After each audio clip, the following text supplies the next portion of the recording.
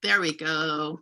Hello, everyone. Welcome here. This is a perfect and wondrous way to be celebrating International Poetry Month. Thank you all for coming, and thank you, Ariel, for organizing yet another gathering of the Electronic Garret. Ariel and I, and a few people on the chat here, are based in Winnipeg. This is Treaty 1 territory, which is where the Winnipeg International Writers Festival is rooted. This is traditional lands of the Anishinaabe, the Cree, Ojibwe, Dakota, and Dene peoples on the homeland of the Red River Métis.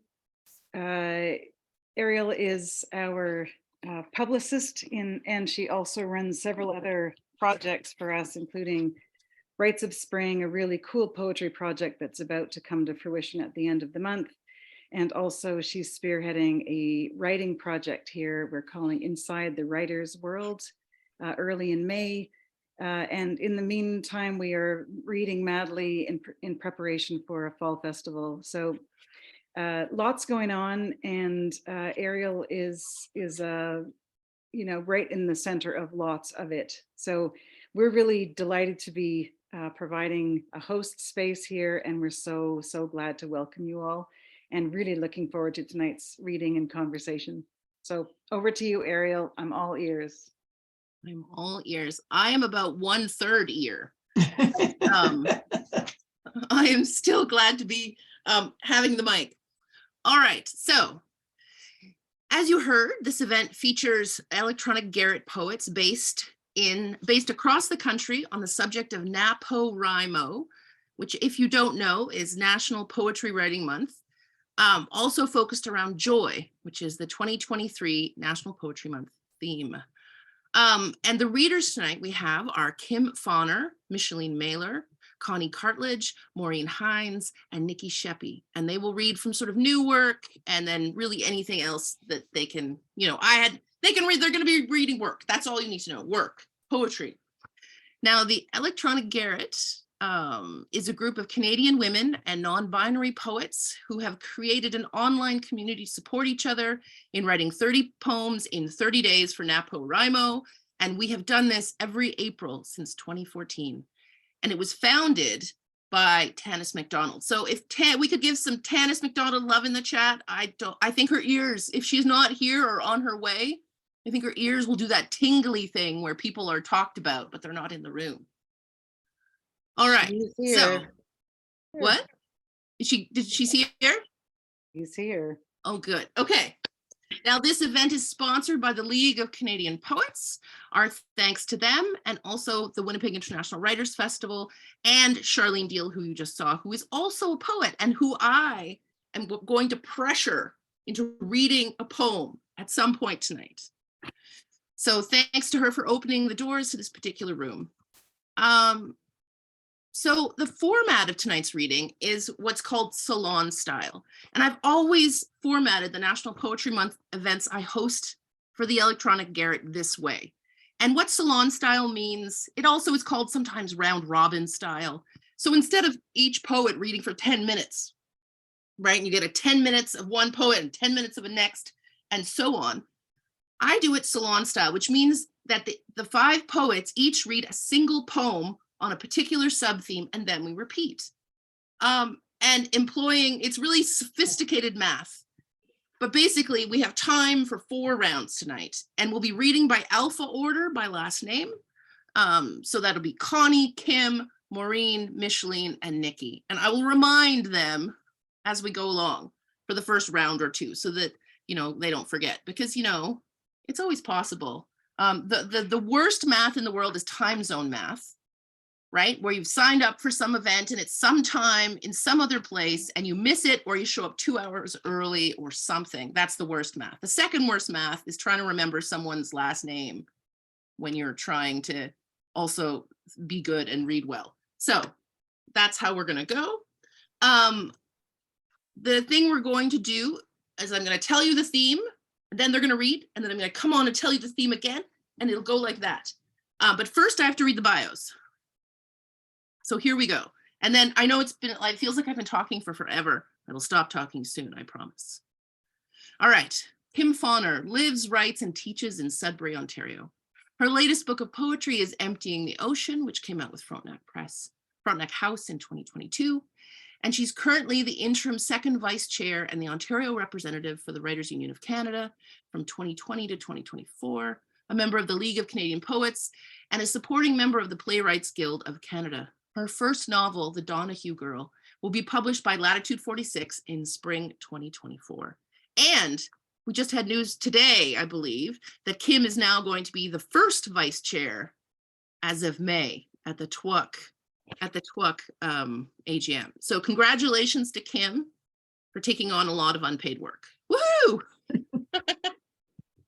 All right, Micheline Maylor was Calgary's Poet Laureate from 2016 to 2018. Her latest poetry collection is The Bad Wife, 2021, and it won the BPAA Raymond Suster Award for Best Poetry in Alberta. And her previous collection, Little Wild Heart, University of Alberta Press, was longlisted for both the Pat Lowther and Raymond Suster Awards. She recently won the Lois Hole Award for Editorial Excellence in Alberta, and she is a retired creative writing She is a retired creative writing professor and has been recently translated into Farsi, Chinese, and Italian. Now, when Conni Cartlidge was little, her mom took her to the library weekly and her dad read to her every night. Now she curls up on the couch with her grandchildren to share their favorite stories. A retired college instructor and emerging writer of poetry and creative nonfiction, Connie's work has been published at CBC Online, the Winnipeg Free Press, writing, oh, I scrolled too far. Oh no. This Winnipeg Free Press, Writing in the Woman's Voice, Pure Slush Books, and Voices, the Journal of the Lake Winnipeg Writers Group. This spring, 4 of her caregiving poems will be published in the Canadian Journal of Theology, Mental Health, and Disability. Maureen Hynes lives in Dish with One Spoon territory / Toronto. Her collection of poetry, Take the Compass, is forthcoming from McGill Queen's University Press. Previous collections have won the League of Canadian Poets Gerald Lampert Award, have been finalists for the League's Pat Lowther Award, and the Golden Crown Literary Award for Lesbian Writers in the US. Her poetry has been included in over 30 anthologies, and including 3 times in Best Canadian Poems in English, 2010, 2016, and 2020, and the Best of the Best Canadian Poetry, 2021. Poet Maureen has given numerous poetry workshops and has taught at the University of Toronto's Creative Writing Certificate Program. Now, finally, Nikki Sheppy is a poet and editor from Alberta.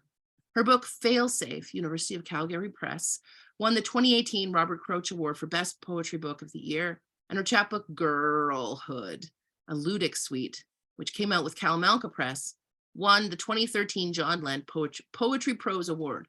Her writing has appeared in Alberta Views, Arc Poetry, Event, Guest, Matrix, Jacket 2, Lemon Hound, Auntie Lang, and Uppercase. She hangs out in her writing studio with her BFF, Diaz, who is in training to become a community therapy dog. And it said BFF, and I was very tempted to read it as boof, her boof, but I didn't. All right.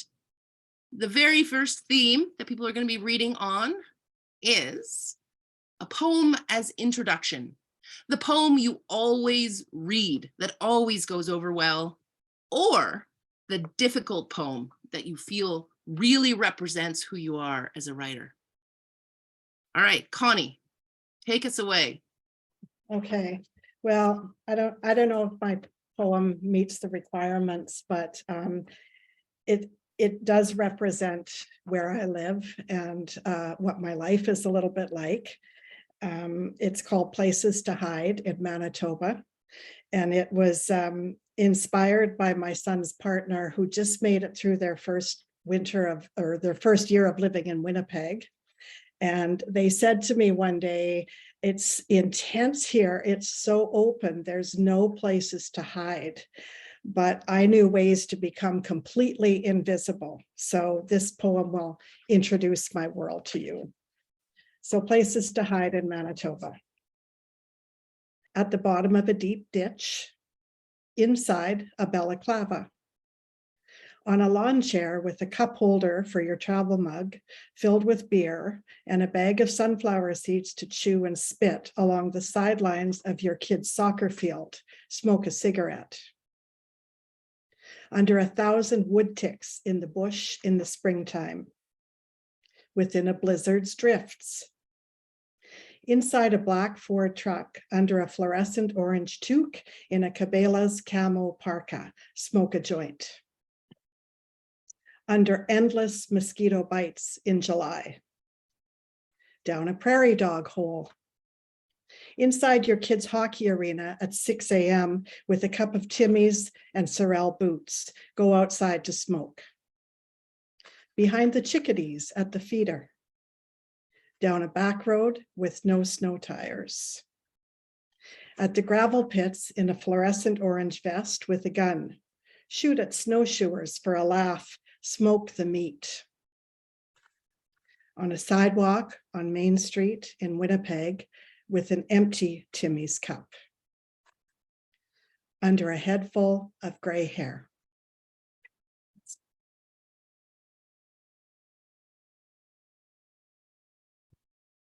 Connie, that was excellent. What a way to start us off. Thanks. All right, Kim, are you ready? Can I unmute you? Do I have to unmute you? I probably do. Kim. Unmute. Thanks. I just muted because I have a puppy and he makes odd noises. That's why I muted again. So I just wanted to let you know that. I thought I would read you a Sudbury poem. This is one I often read when I'm out reading. So we have a thing called the Super Stack here in Sudbury that was built in 1967. But my poem talks about my great-grandparents' house, which was built back in the 40s. Just basically the destruction to the landscape by the mines. Whether or not there was a super stack or not, it's been here forever. It's just getting better now. So this is called Taking Down the Stack, Coppercliff. Almost a half a century here, and the first half of life was time spent with the tall stack, spitting out clouds of sulfur, tasted first on tip of tongue, then back of my throat. The nickel mines coughed up rain, coating peony and lilac leaves with thick powdered silver. Old stories, flowers pressed in a prayer book. How my dead relatives would hose off the flower garden every morning at dawn, the dew clinging stubbornly to stems and painting the backs of ladybugs. Even the earwigs mistook them for simple beetles.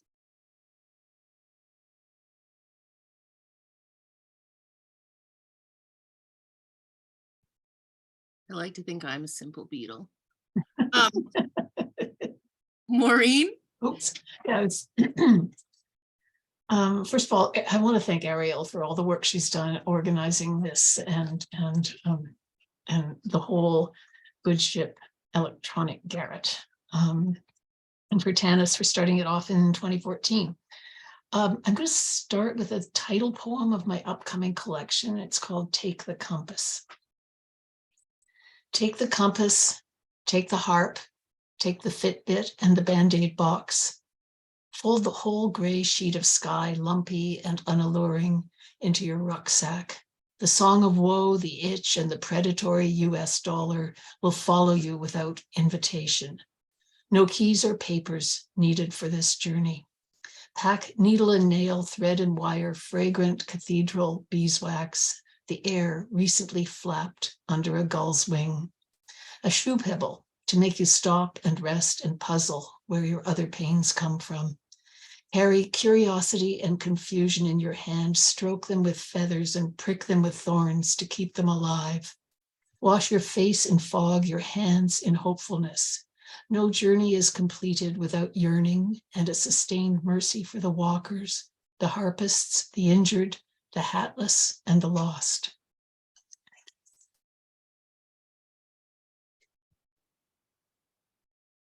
Also, if anyone else thanks me, I won't unmute you.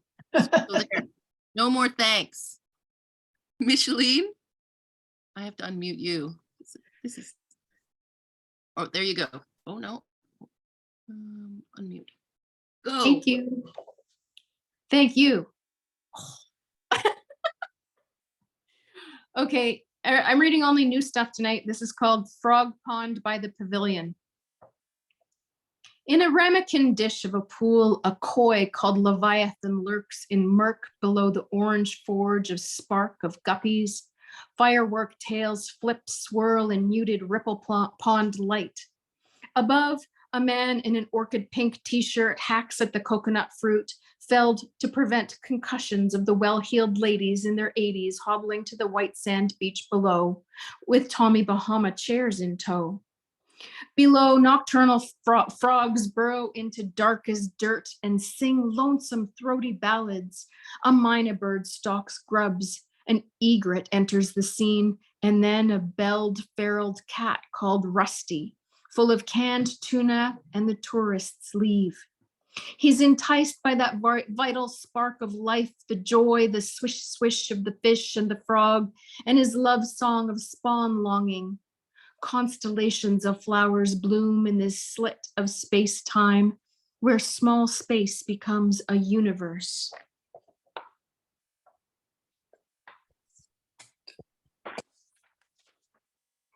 My tongue hurts just listening to that.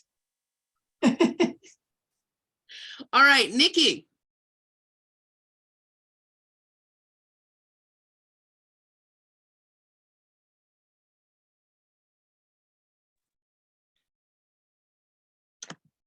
Yes, it says the host must unmute me. Sorry. All right. So I decided to open with the difficult poem that represents who I really am as a writer. So this is an excerpt in 3 chunks from something that is in progress, in process, with which I am struggling. And that is the real me, folks. And appropriately, it's entitled Legible? ? X-ray. Printing my body in rays through my radiolucency, I tell you candidly of unseen couplets, of folio-pressed skins and owls surveilling me microscopically, but themselves unseen. Owls held soft inside the lumen's consonants, as the auras crater on the me myself now breathless, gripping perimeters without voice, mouth in formalized prehension, as if known and knowing, but unillumined by waves assailing my body. The craft of it lacking contrast, where every tissue reiterates the same destructuring touch, hidden curves in viola, darkness in the wave's dark film. Closet. 9 violets deep at an axis of sensible garments, alive on their rod. I feel through their cuffs and sleeves, hurtling past voids and seams, a comet, blazing sartorial, its tail made of foxholes, wept threads on my face from sorrowful hems, from a bruise in the knee-worn jeans a geneticist wove. A chasm of fur is breathing foxlight, and your gruffness of suiting is wired with blood vessels. 11 violets deep now, hefting and perspiring, the inflorescence of your arms down through dark sleeves. In the closet, the terrible jacket is shrieking with pain, and the shoe rack bruises a foot, eternally shushed at the wire tongues. It is licking the innermost nap of the slipper soles. Weather. Into the winter of asters, 7 periwinkle frost arbiters, a scurrilous warmth furls into me, body and car heater, a thermal spa in my voice, radiance that transfers brightly. Sundogs are hunting my blind spot. I fill with smog, a haze that happens and keeps happening without my will, vascular pressure, lumen viscosity, what we call a fenestrated membrane of capillaries, i.e. tunica intima, clandestine blood capelet conducting my river in a flush of micro starlings. I visit the doctor to affirm my autonomy, wearing a surcoat of streams.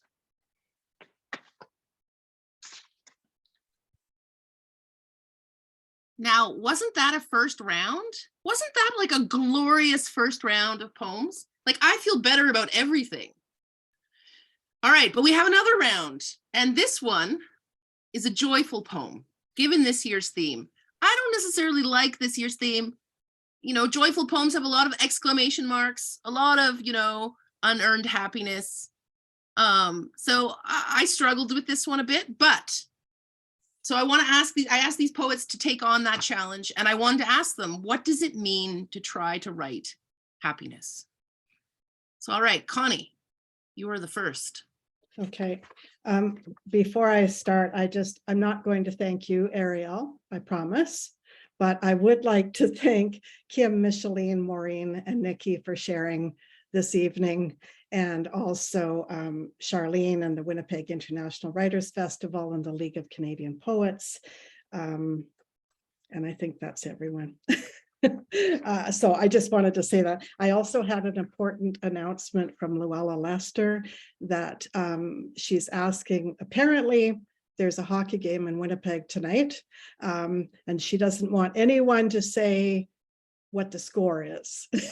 So that's my favor for my friend tonight.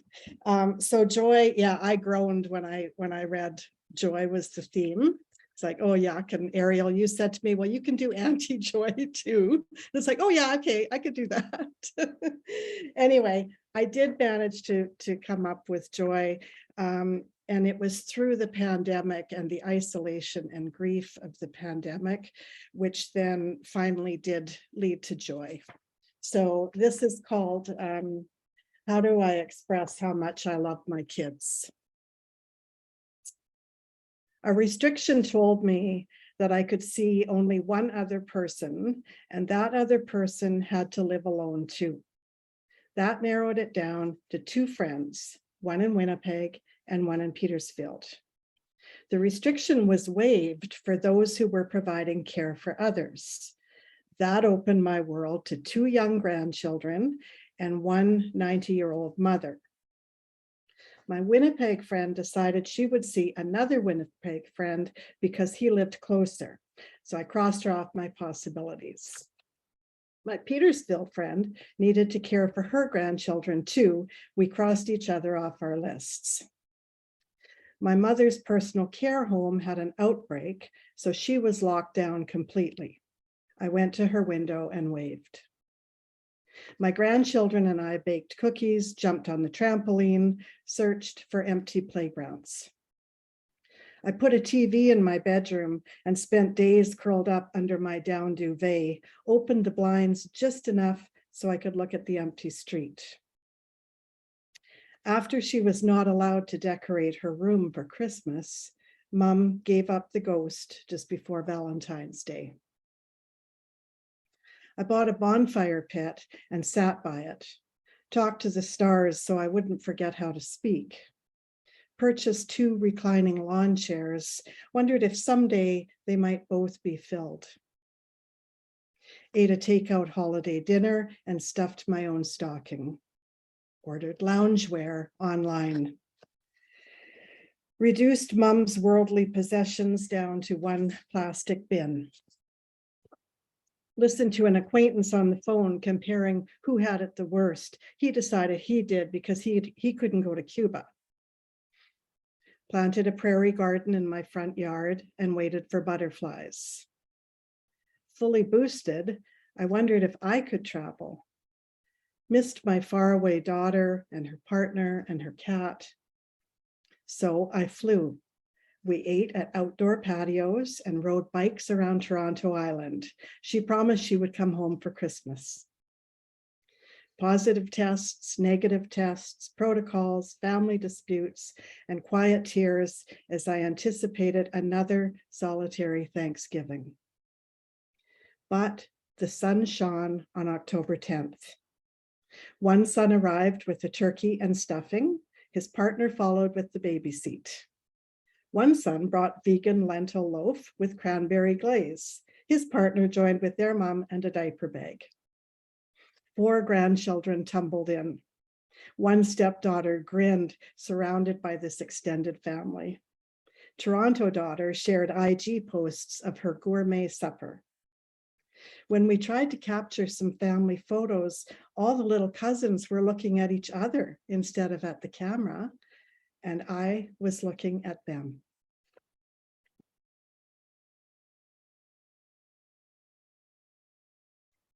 That line about talking to the stars so you wouldn't forget how to talk to people made me cry. Oh, okay. Kim.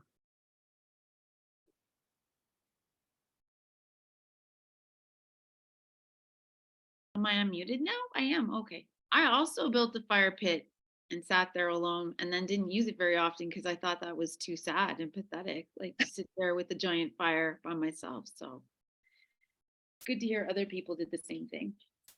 I'm going to read a poem called Reminders. It's just, I guess, about evolution. So I suppose for me that's joyful. Is that okay? Yeah, okay. Reminders. In one breath, under a shadowed night tree, I wish to be a planet. Turn slowly and see night become day over and over again. To feel that throb of rhythm, heartbeat where the skin is thinnest at my wrist. Kiss me there. Remind me that I have thin skin. When a crow flies above me, I wish to be a branch, to reach out, fastened to trunk but leaning towards sky. To feel the leaves flicker around me and brush over my shoulders, wind chimes belling in my ears. Remind me that I can fly. In one breath, when I swim in a borrowed lake, I wish to be a fish, to slip through water naked, fins and scales layering themselves, prismed silver in sun as I dip and dive. This fish, I know, will sing siren, draw me away from shore, from grasp of clothes, press of gravity. Remind me that I am free. I am magic, making myself over and over again until Kim, we can't hear you anymore. Stops turning. You can't hear me? Weird. You can hear me? How come they can't hear me? Who can't hear me? I can hear you. We can hear you. Oh, okay. I'll read the last stanza. Remind me that I am free. I am magic, making myself over and over again until the planet stops turning, the branch stops reaching, the fish stops swimming.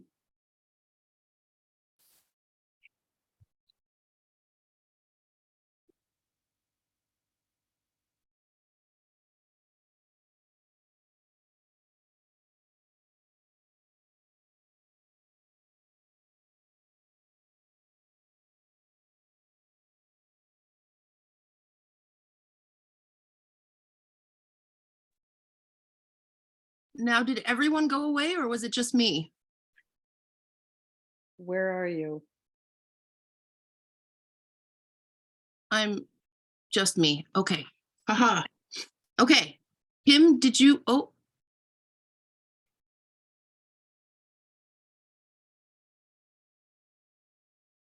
Can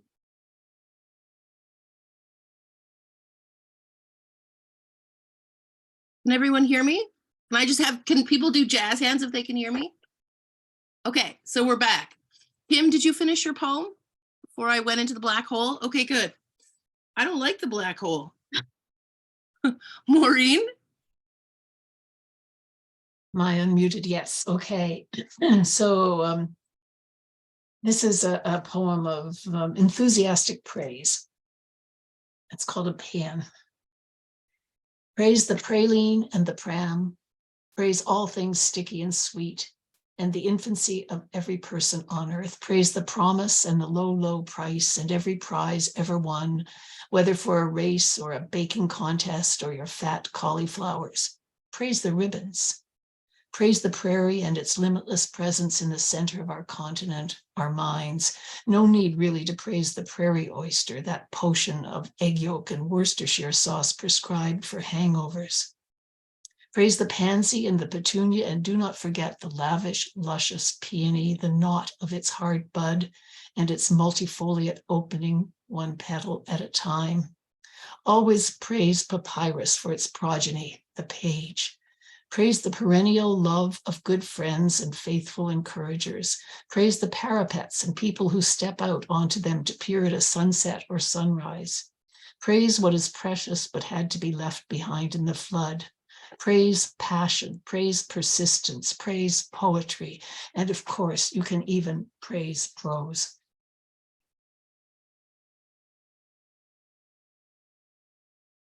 Even prose. Even prose. Even prose. Perfect. Micheline, are you ready? I'm unmuting you. I actually love the theme of joy because if you go around looking for it, you kind of find it in places you weren't expecting. This is titled Ear of the Deaf Dog.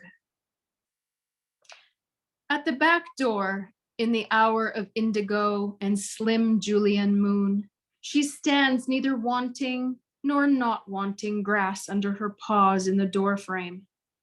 Impatient, my foot wants to push her rump, get this early morning nature call over with. But I wait, take time to look up too. The crescent smudge pokes as the sky yawns deep, then light blue. The chokecherry's purple fat fruit holds early, noisy birds, yet not yet active. Oh, the sparrow flits fast as a flick of light. The dog, her half-blind eye catches movement. Her long deaf ears twitch turn as they always had, cup at the perception of sound, as one in the midst of fading knows the melody to songs unheard, yet still her mind knows the music.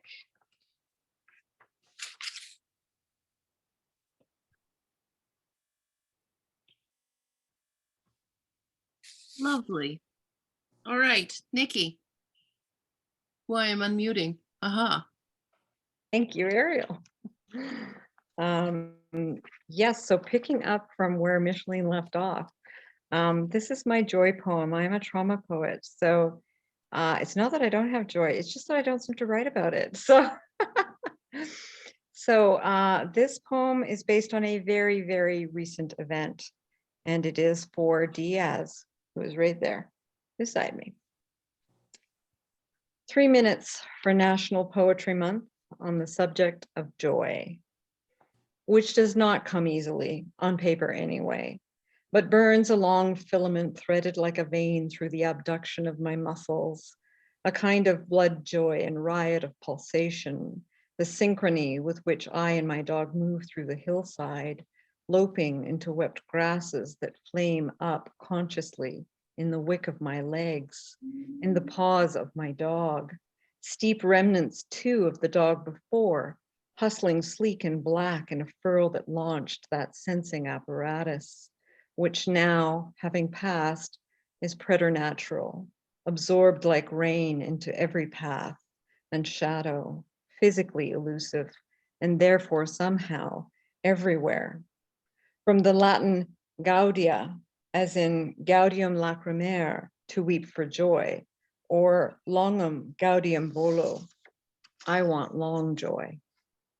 When my dog was nearly creamed last week beneath cars on 14th Street and Northmount, 3 people who ignored the leash trailing behind as she drifted into rush hour asked, "Oh, is that husky yours? Where is she?" I wanted to know. Then I spied the soft musk and gust-scented coat, wolf warm, idling at a bus stop, 4 rushing lanes away. Watched in terror as my one joy, a pure adrenalated athlete with huge precision paws, sprinted to the intersection, joy alive in her eyes, in her fanged grin, racing to rejoin her name. "Stay," I screamed, knowing, stubborn husky, that she wouldn't. Then shrill as a whistle, as a kettle pleading with its own burning fear, I hurled it again, louder this time. "Stay," as into the first lane, my pristine, caveatless joy surged on, manifestly not staying. But, miracle, every car listened. Sorry, I'm gonna have to pause. Took me a few hours to recover from this incident. I was ready then for my musical moment, Ode to Joy. Yes, please. From Yes, Please, Immortal Beloved. Myself afloat in a pond of stars beneath flaming Sirius, binary dog star, whose intrinsic luminosity, the brightest in the sky, is forever companioned. Sorry. I thought I was watching my dog die.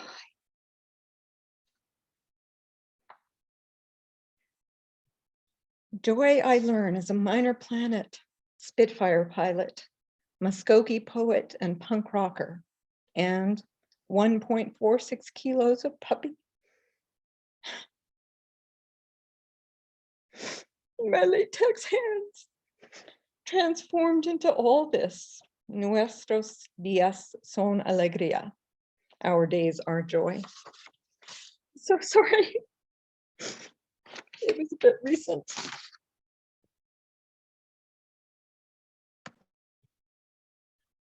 What is joy if not pain for, losing that joy? There's always that flip side, right? So thank you for sharing that poem with us. Now, that's a really good segue into our next round, which is the anti-joy poems. And that's something that speaks to the complicated joy and pain of living now, which is, intrinsically a poetic subject. That's like every poem every poet has ever written, but still, it's a theme. And we're going to start with Conni. Okay. This is going to be hard too. So Nikki, I'm with you. I was the primary caregiver to my parents in the last years of their lives. And while it was a privilege and I have no regrets that I was able to care for them, there were times that were exhausting and infuriating. And this piece was the piece that just got published by the Canadian Journal of Theology, Mental Health and Disability. And I want to thank Tanis MacDonald for suggesting that journal. And so this is called Bedside Manner. Dear ER doctor, do not tell me that you refuse to admit my mom before you have even seen her. Do not tell me that there is no medical reason to keep her in when she's had nothing to eat or drink for 4 days. Do not tell me that other people need the bed like she is a waste of space. Do not tell me that her care is a family matter when I am the only family here. Do not leave your abrupt manner smeared around the hospital room for nurses to mop up with apologies and bright smiles. Never mind, doctor, I know you're not listening anyway. Yeah.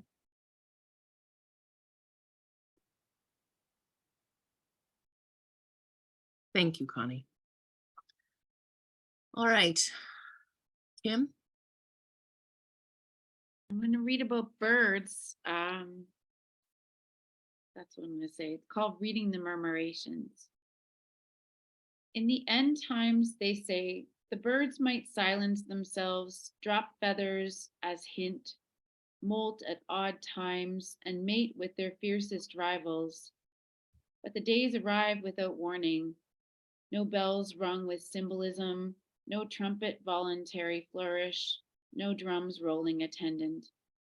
They have arrived, these muted and too quiet days, dressed in common clothing and pretending to fit in, silencing mothers and lovers as they come, trailing catastrophe in their muddied wake. Dragonflies bite their wings, distraught. Bees swarm tops of lampposts. Moths rub up against fireflies, leave smears of moon dust so that light dims. Monarchs spiral in highest branches on edge of Misery Bay. Blindly balletic migration. Magpies gaily dance on the front lawn, clockwise first, then the other way. A final sad bow to the calendar's year end, to days when time promised possibilities.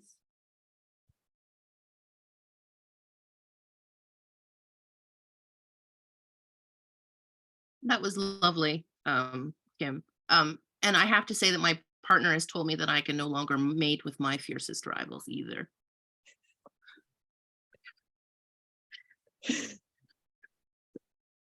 All right. With that, Maureen, it's your turn. Okay, thank you. So my anti-joy poem is called Mother Speak. It's a poem I wrote several years ago. It was in my previous book, Sotto Voce, and sort of was a result of attending a demonstration for injured workers. And at the same time, the Alberta fires in 2016 were happening. It went on from May to August, and over 80,000 people were evacuated. So Mother Speak, and there's an epigraph from John Wiener's, "Take not away from me the small fires I burn in the memory of love." It's the day for mothers to speak gratitude or bitterness or relief into the static of old telephone lines. It is not a day for small fires, votive lamps, yahrzeit candles, the cinder of my mother's cigarettes. A fiery beast is devouring a boreal forest, the northern half of a province. It's a day for the motherless and undermothered to speak our orphan words, to lift the lily of the valley's tiny teacups to our lips, to wash the chandelier's crystal droplets. How rough the towels, how stiff the sheets the mothers have left us. This morning, the wind whistled into the speaker's megaphone. She listed her several workplace injuries, her children's names, showed us an image of a Hindu holy woman and a picture of the judge who denied her claims. We tossed our words up 7 stories to the blankness of the politician's Sunday absence. How sallow was the sky, how gusty the wind, the colossal fires still burning.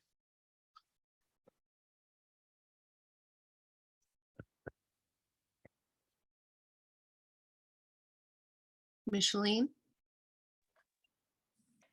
This poem is about visiting an island that the water table was completely ruined because the US military threw so many bombs at it.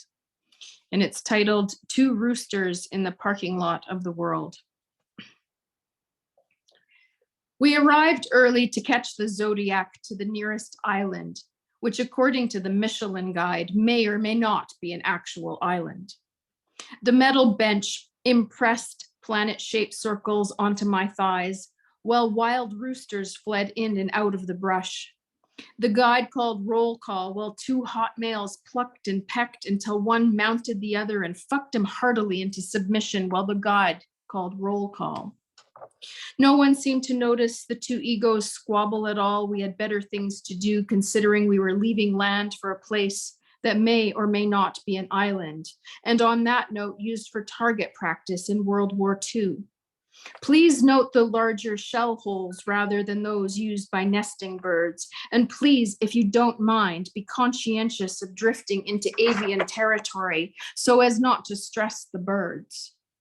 The cocks in the background, still at it, squabbled like politicians on midnight radio as I drove and drove under constellations of planets now embedded in my thighs, while the music of outer space became new solar systems of possibility, new territories to invade or protect or claim or free. As I launched from a beach in a boat called Falcon Heavy to investigate the nesting habits of starborn seabirds.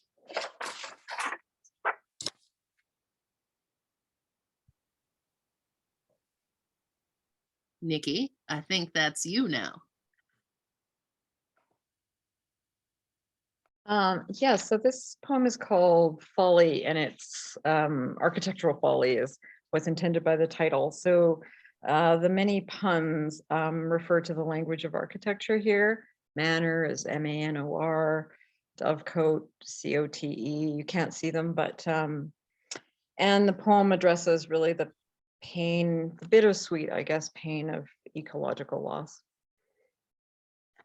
Folly. I'm astounded. The arch distributing its thrust equally is bearable. The parapet undulates like 2 daggers barking. Fortified, I take aim at the enemy through the loophole of my bafflement. I want to freeze, peer deeply at this stark and baseless order from a pillar of the community. Spinning a sleeping chamber, I spark all manner of fire, world burning. Embankments swell and we flee our carports and starter homes, the diamond-bladed pain of our quarrels, our heat signatures bleeding through the fat that marbles these high stakes. Let's draft a plan to renovate our God. I cover the harm of my temples with thought, the grieved gazebo of my eyes with a willing blind. In what simulated grotto do I know with plenitude my condition of poverty? Wearing the most sumptuous dovecoat, its eyes of black pearl, its soaring passenger pigeon trim and little doe of a heart, the zipper pull beating in my hand.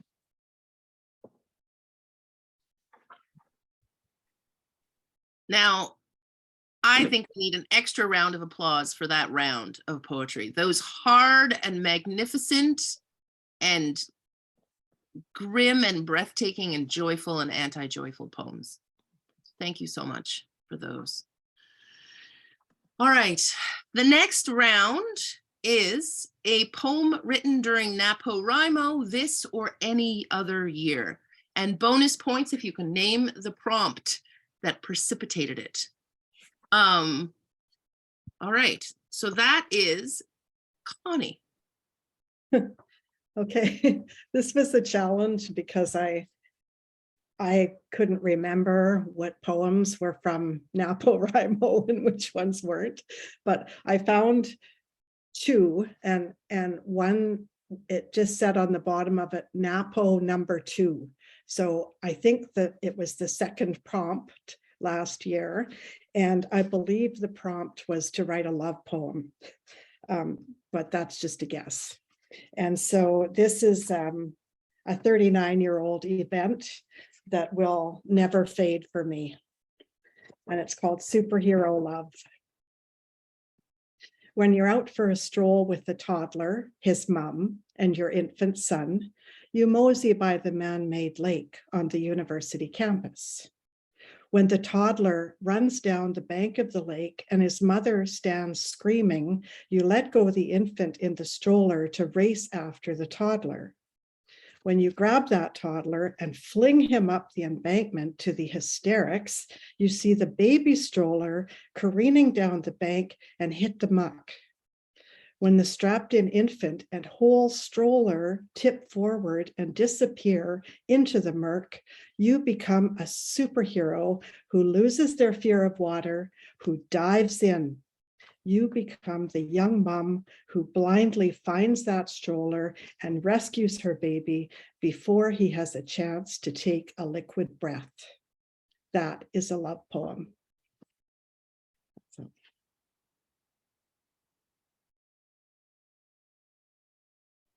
Wow, thanks for that. And my son is alive.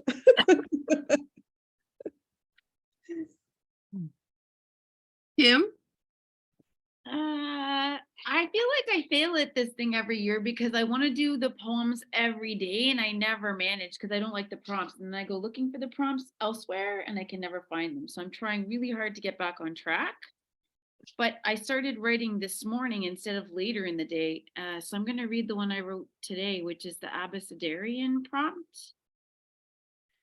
It's weird. It's called Routine. As you lock the doors before bed, be sure the keys haven't been left outside in case someone steals them as they just dangle there. They might speed off with your car. Emergencies happen all the time, and bird feathers drop from the sky, half wings on pavement, gore on the sidewalk, and worries about how that even happened. What predator swooped down fierce, ignited by a sharp hunger or sense of rough predatory jealousy? Don't ask.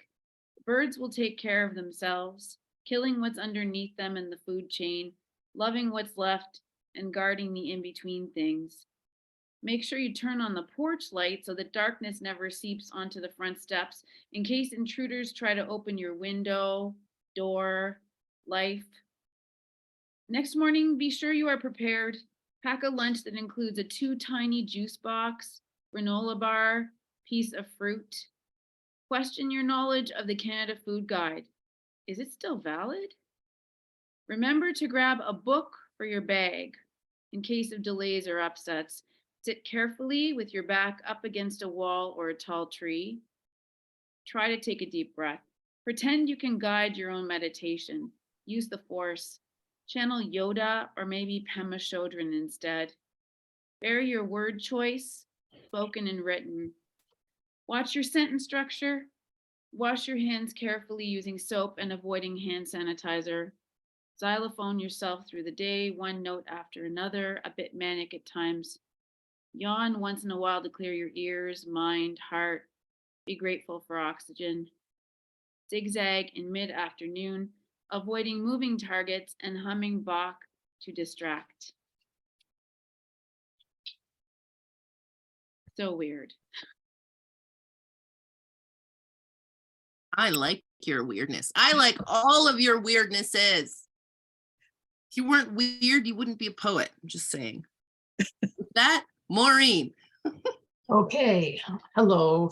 Okay, so this is a poem written during this year's NaPoWriMo, to be precise, on April the 7th, when I wrote in response to a list poem, James Tate's A List of Famous Hats. So mine's in 3 parts. The title is 7 Envies, 7 Regrets, 7 Praises, more praises. So the envies. Envy for those who pick up languages as easily as a dropped hanky. For those who can repair any electronic thing, reroute any glitchy process to its proper end. For those whose cheerfulness never fails, but also never aggravates. Envy for the multilingual, no matter how they came by it. For those whose memory never shorts out like a jammed circuit despite their overfull daybooks. Envy for flight, that is, those nesting and chirping and foraging for their young, as well as those boarding planes and arriving in the beauty of foreign cities. And the deepest envy for those who never sing off key. Regrets. Of course, regret for my many harsh words, but also regret for not having spoken up loudly approximately 1 million times, including at my father's deathbed. Regret for half losing so many memories, for trying to fix that by holding on to cards and letters and photos, so much paper. Huge regret for not caring more for my body. Regret for losing my nerve for driving. Sharing everyone's regret about adventures delayed until after the pandemic. And then praises. Praise for the hellebores opening so early in the spring, that is today. For my flashy, free-flowing pen and almost all the poets in the world, whether they use fountain pens or not. Especially high praise for my pianist partner who fills afternoons with lightness, drama, and precision. For every library in every country. For nurses and doctors whose compassion comes first. For those whose laughter is a frequent gift-bearing visitor.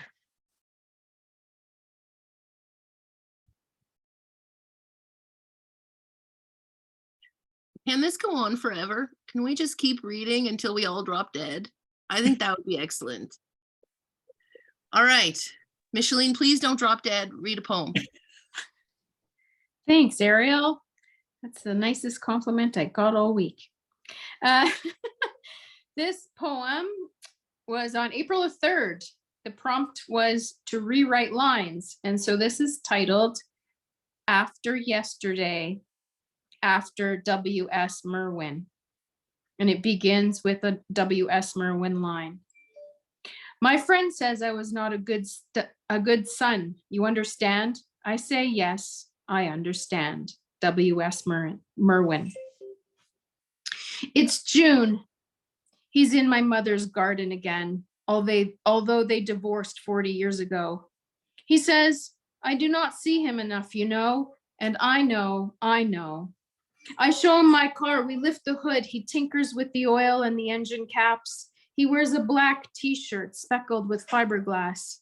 I see him every few months, though he has a bad back in a 4-story walk-up. The last time I saw my father, there was snow. I brushed off his car. He hates my husband and all of my life's choices. He tells me that my children are stupid and rude. He wants to give me something. He once wrote me, the first time he gave me a birthday card. This will be the last birthday card you ever receive from me. And it was true, although now he buys me trinkets from Alibaba, statuettes of the goddess of compassion in many, many iterations. Oh, I feel my body go tense.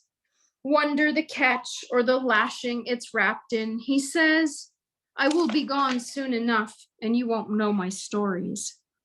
I know this will be true. The last time I saw him, he said, no wonder you never got anywhere. I know enough, and sure enough, it's late. It's almost 2.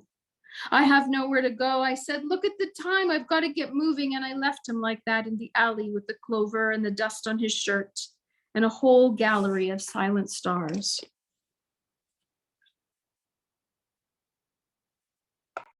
Oh, that whole poem, but that last line, I feel like you have your little beautiful hands around my throat and you're shaking me a little. All right, Nikki, last poem. Take us home. Well, second last poem, but still, take us home. So this is not technically a NaPoWriMo poem, sorry. It is an occasional poem written at the prompting of Shannon McGuire in support of her fundraiser for Sprott House, an LGBTQ+ youth shelter. So I wrote it for non-binary youth from a non-binary perspective. It's called Manifold. I spread my gender without might or suffering, unfold my pleated sex. Ghostly, I extend the spores of my skeleton and haunt you with my me. Still, the past taps me like a lamprey's oral disc. And let me tell you, that shit hurts. Takes me days to get back to my sloped magnet eyes and soft serve hips, to the carousel of laughter, moonlight on a spoon. There's nothing more sensual than your tenderness. With my body, I am, and I am splendor. With my sleek bodega and ripe testicles, growing a pair.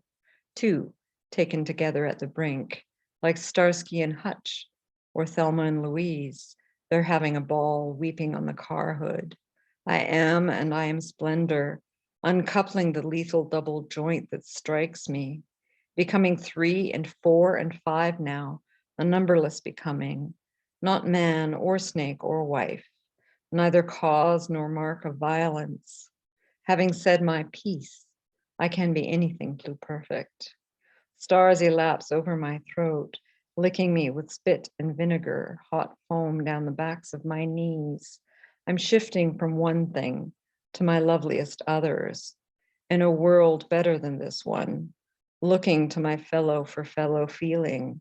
I note there the slight almond of its quiver, and every arrow finds me, shakes me with pleasure, for I am home now.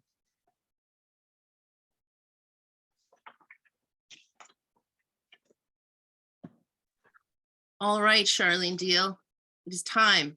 I am peer pressuring you into reading a poem. Are you ready? I think I'm ready. I think you could only get this out of me if you asked me and were able to surprise me into it, Ariel. But when you asked, I suddenly remembered that a lot of years ago, like probably 15, I wrote a poem about spring and about the sort of strange yes, no of spring. So this is called, it's in 3 parts, and it's called If Yes is the Aperture. 1, if yes. If yes is the aperture, open in dream, a hesitant yes. If yes is the opening, the aperture opening, a promise, a breath, the quickening. If yes is the light, the pale open light and the gathering promise, a breath in the yes. If yes is a dream, a dance toward if in the quick of the dream. If yes is the breath and the pale open light. If yes is an aperture bursting with light. If yes is a promise of breath in the green. If yes to the quick, to play the breath open green in the dance, the rapturous leaning. If yes, an aperture quick in the light. If yes is a promise.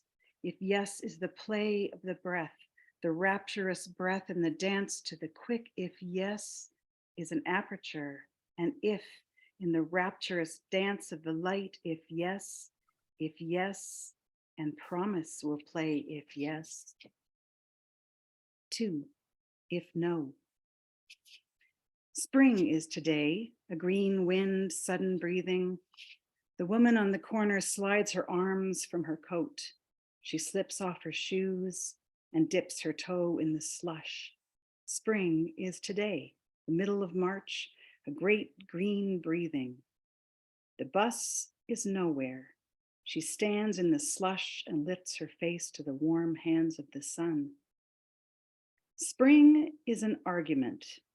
The woman in the hands of the sun sways in the slush, reckless with love. Her fingers stretch for the great green breath on the corner. They play the pale light of the middle of March. The bus is nowhere. Spring blows in, the sun reaches down. The woman blooms in the middle of March.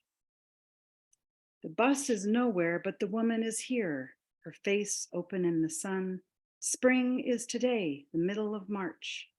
Her hands fold and fold the sudden air. The shoeless woman sways in the maze of today. She swallows it all. The reach of the sun, the invention of spring. She catches it open, swallows it all. Spring is an argument. If no, tomorrow will snow. The bus will be nowhere, the slush will be rigid with waiting, no great green breathing, no swaying woman, hands lifting the maze of her heart. The sun will not lean down, kiss open her face. Spring is an argument. Tomorrow will snow, and tomorrow will snow if no. 3, if yes. If yes is a promise, if yes is the rapturous dance of the breath, if yes is the aperture, the face in the sun and the promise of spring, if yes is a promise, a dance along breath, if yes is an aperture, a kiss, a maze in the breath of the light, if yes is a voice, a wish, a kiss, if yes is a thread in the maze of your heart, if yes is a folding, if yes is a folding, a lift in the air, if yes is a rapture, the shatter of spring, if yes is a maze, a breath, a promise, if yes is the shatter of rapturous spring, if yes is the sun in pale open light, if yes is the aperture, spring, rapture at play, if yes is the aperture, if yes is spring, if yes is spring, if yes.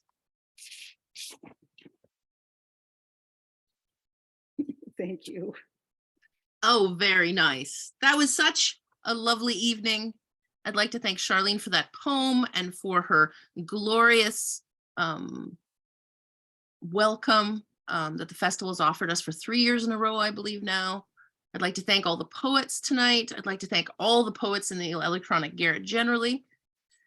And if you need more poetry, because I think you do, the Rites of Spring project, which I curate and is Manitoba Poets, published in the Winnipeg Free Press, and we've done it for 8 years, and it's like great and terrible, and we had 70 submissions this year, and so many of them I didn't know, which was the goal, which is always the goal, to bring in all these new people. And it's going to be in person, but also hybrid, and I'm putting the link in the chat. So if you want to check it out, you can. But other than that, we are done. I release you. And I think we should all clap and say nice things and buy some poetry books because it's Poetry Month. And that's it. You are released.